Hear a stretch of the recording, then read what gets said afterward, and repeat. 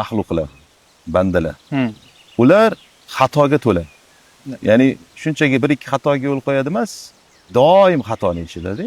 Hadisda ham keladi-ku, kullu ibn adama xato deb keladi. Ya'ni odam bolasi bor ekan, siyg'ay mubolag'a ishlatilgan arab tilida. Xato degani juda ko'p xato qiladi degan.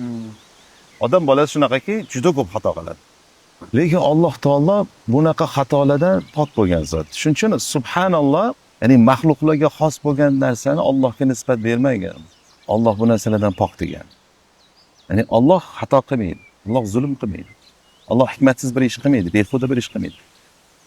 Buni yonida ketidan hamd kelishi nafaqat xato qilmaydi, balki agar uni hikmatini bilganingda edi, va alhamdulillah devorarding degani bor-da shu an. Yo xato bo'lmabdi, emas-da faqatga. Yaxshi ham shunaqa bo'pti-ya. O'zi masalan inson ayrim narsalarning hikmatini tushunib qoladi vaqt o'tib. Ko'p bo'ladi. Bular masalan paytida tushunmaydi-da, siqilib o'tiradi, nimaga bo'ldi deb, keyin vaqt o'tgandan keyin yaxshilikka bo'lgan ekan deydi. Va Allohning mana shu ismini tanish bilan sahobalar dunyo qarashi o'zgarish boshlagan va bu zikrni qalbga singdirish bilan, ya'ni uzoq yillar davomida zikrni singdirish bilan shu holatga kelishgan. Sahobalar xato qilmagan emas. Sahobalardan ham xatolar bo'lgan.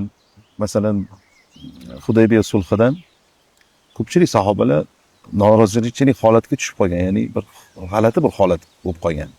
Mushriklar bilan kelishuv bo'lgan, Makka mushriklari bilan.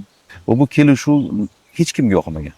Musulmonlarni ziyoniga bo'lyapti deb o'ylashgan. Musulmonlar ziyoniga kelishuv bo'ldi. Nimaga biz bularni oldida xorlanyapmiz? Biz azizroqmiz-ku degan narsa bo'lgan. Hatto Umar radhiyallohu anhu qarshi chiqqan Rasululloh sollallohu alayhi vasallam. Lekin keyinchalik bular tushundiki, asli bu Hudaybiya sulhi g'alaba bo'lgan ekan deb tushunishdi. Allohning hikmatini tushunishdi. Chunki Nabiy sallallohu alayhi vasallam o'zlarini nafsidan kelib chiqib bu sulh tuzmagan edi. Alloh taoloning vahiysi bilan bo'lgan.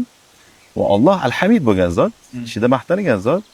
Shuning uchun bizga bir yomon tuyulgan narsa hayotimizda. Asli keyinchalik tushunsak, eng zo'r ish bo'lgan ekan biz. Alloh taolo bir oyatda aytadi, sizlar bir narsalarni yomon ko'rasizlar, balki sizlarga yaxshidir deydi. Va sizlar bir narsalarni yaxshi ko'rasizlar, balki sizlarga yomondir. Alloh bilguchi, sizlar bilmaysizlar deydi. Ya'ni inson bir narsalarni yaxshi ko'radi, bilmaydi, balki yomonlikdir bu. Biz doim yaxshi ko'radigan, yomon ko'radigan narsamizni Qur'on sunnatga to'g'ri keladimi, yo'qmi? Shu tarozga qo'yishimiz kerak, ya'ni shu mezonga. Nima uchun savol tug'ilsa? Chunki kitob al-Hamid tarafidan tushdi. Hali gaplashganimizdek, bandalar al-Hamid emas. Bandalar xato qiluvchi, bo'lib ham juda ham ko'p xato qiluvchi. Bandalar mazammatlangan, bandalar gunohkor. Banda biror bir qaror qabul qilsa siz ustingizda, mana bu narsa to'g'ri, bu noto'g'ri desa, buni qilish mumkin emas desa, u juda ko'p xatolarga yo'l qo'yadi. Agar Alloh tarafidan nozil bo'lgan kitobga suyanmasa. Suyanmasa.